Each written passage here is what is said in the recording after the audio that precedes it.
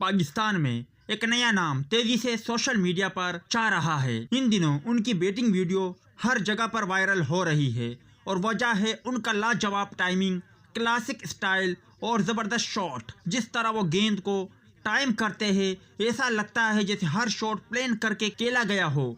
उनका बैटिंग अंदाज कई लोगों को विराट कोहली की याद दिलाता है, खास तौर पर कवर ड्राइव और ऑन साइड के खूबसूरत स्ट्रोक। ना सिर्फ स्टाइल बल्कि उनके शॉट में पावर भी भरपूर है, जो किसी भी बॉलर के लिए खतरा बन सकती है।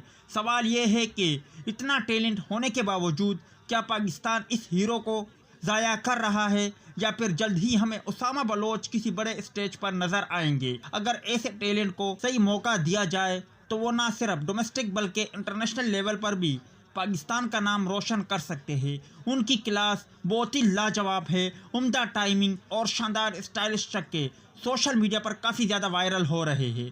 यकीन माने, ऐसा बल्लेबाज अगर इसे मौका दिया जाए तो पाकिस्तान का नाम रोशन कर सकते हैं।